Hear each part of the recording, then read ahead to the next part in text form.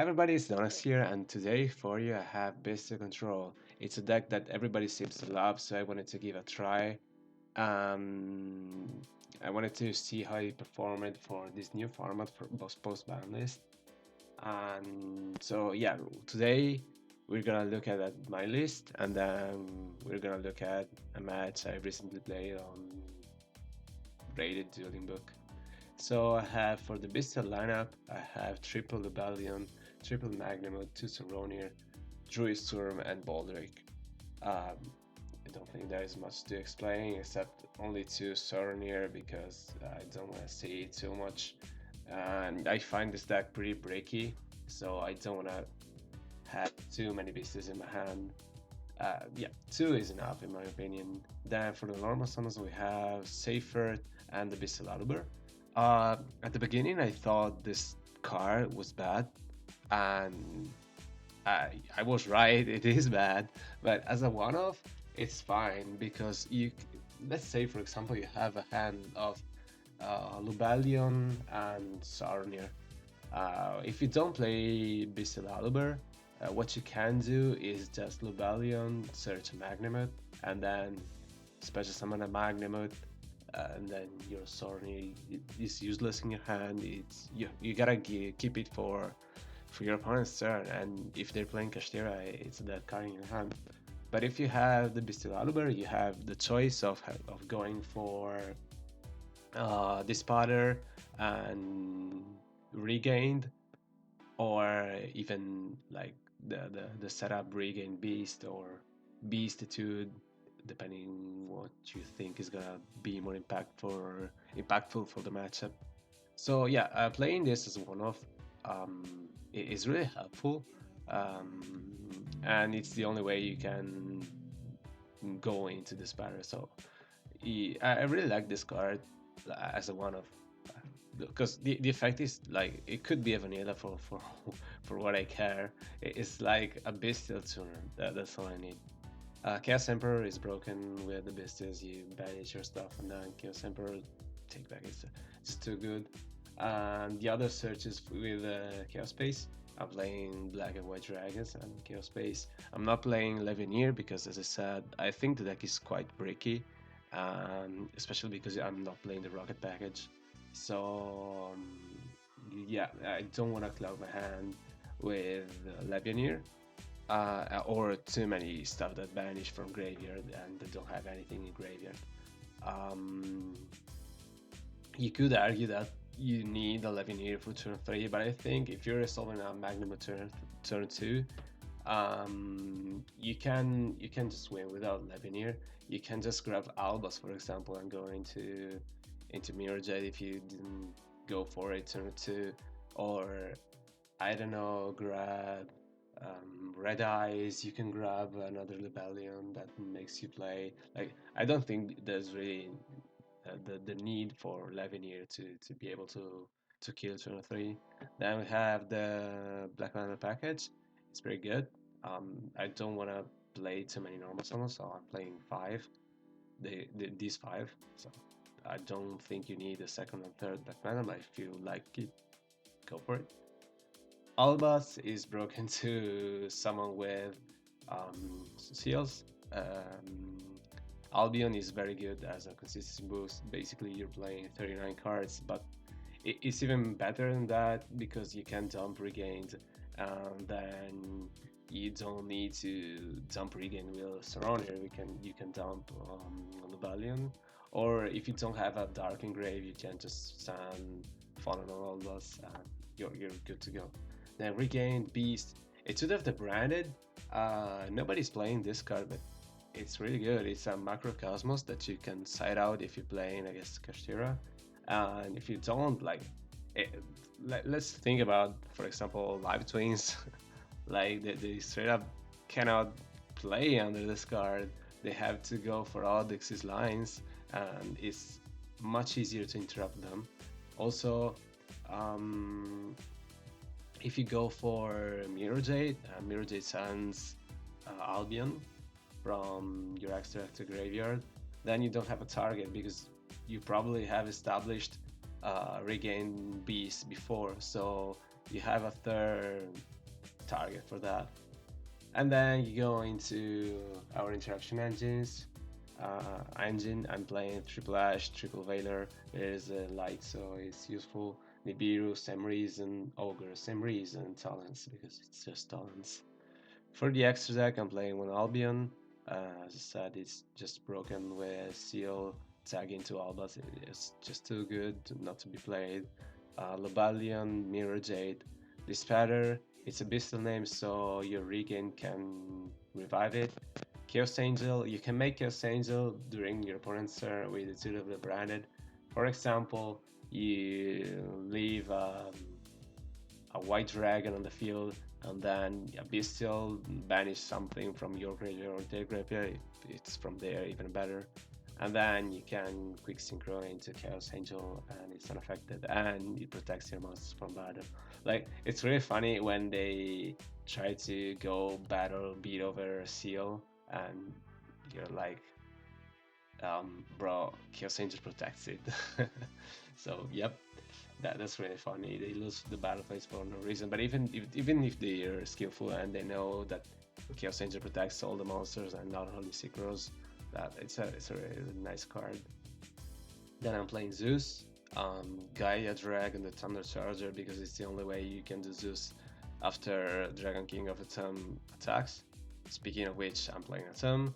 I'm playing Dark because it's very good this format. You can steal your opponent's Rise Art and then feed it, make it become really fat, and make Zeus after that. That's a really good play. Or even sit on a Rise Bus like Kashtira is doing, and they seem to be still one of the best decks. So if they are doing, why not? Double Seal don't really need the third because you're recurring your stuff with Chaos Space and Regained.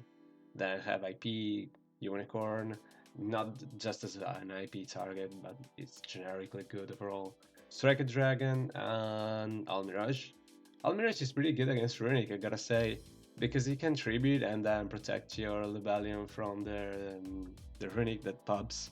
So yeah, Almirage is pretty good. Um, for the side deck, triple draw, triple Kurikara, broken card, triple Dark Ruler. I don't think you can go into this format without Dark Ruler. Chaos Ruler would be nice, by the way.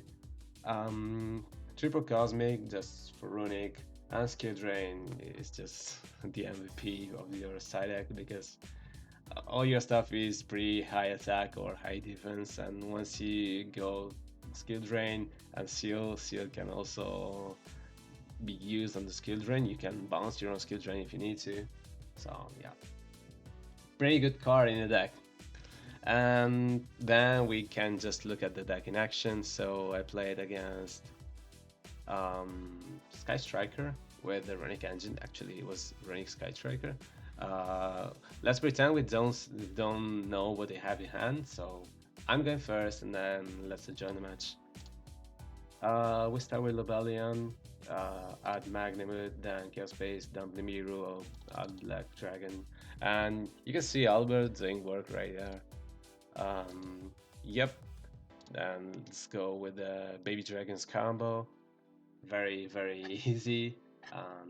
Get back, go into seals, and then get a discard fodder or follow up for next turn.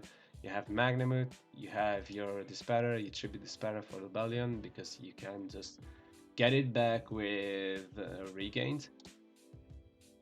And then you set one, add Baldrake, and you can just use it like that because I have another Bystial, so I know I'm gonna draw in my opponent's turn.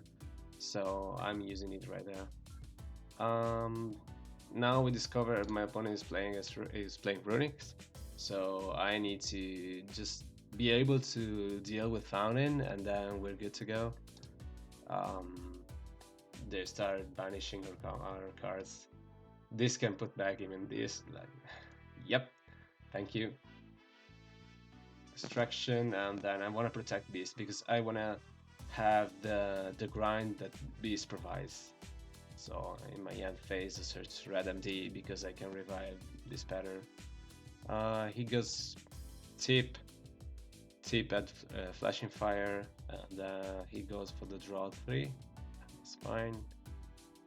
And then take it to the branded. And now at any point I can quick synchro into Chaos Angel, but you're gonna see I'm going straight into it because I can push for game.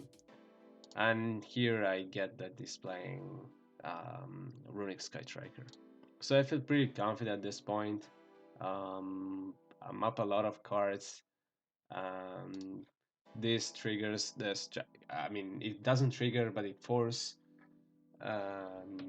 So now I can just random D revive and push for game from there. Yep. And then he goes for Gary. I don't care because I have game anyway. Yep.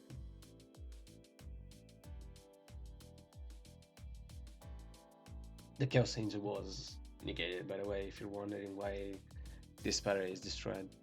So this time he goes first, and I don't see my side deck. He goes straight for Fountain, draw 2. He has Tactics, so I have to Magnum here because otherwise he's gonna force it. Here, Aluber is a great way to get a Dark Engrave without banishing your Valiant. So this is what I'm doing. I'm going for this pattern. He goes. Here I'm threatening to special back my Magnamut, so he has to pop it now. That's fine because I can still just make Steel Pass. Hopefully that's enough to carry me through the duel. And that's exactly what I'm gonna do.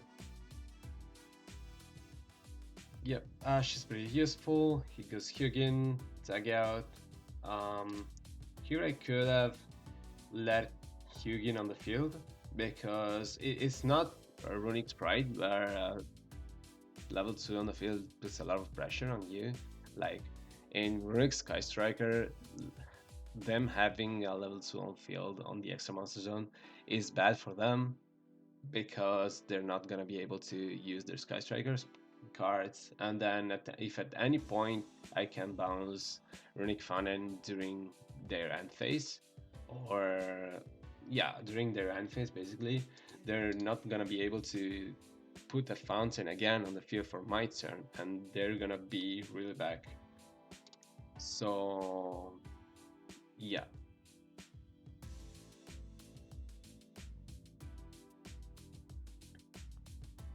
And here I have to go for the Magnamud recursion. This is unfortunate because that was what I was gonna be grabbing, because this forces distraction. If they don't have distraction, you're gonna go so much above them in card advantage. So yeah, if they didn't banish this, I was gonna grab this and then play from there and try to push through his 4 counters in hand. But I was unfortunate, so I had to deal with it. And then Rebellion tried to force again. I banished my Regain and 2 cycles, and this point is very bad for me. Yeah, I tried to do damage to him before going to Steel Pass. I dump it too because Regain is banished. I tried to banish his Fanen, and then this fucker has Raikeki. So that's fine, I have to bounce. We were about here where he multi-roll, sets back his Wither Anchor, and I'm trying to recover. Multi-roll, get back multi-roll, then he draws something that I am assuming is a runic spell, because otherwise he's gonna use it.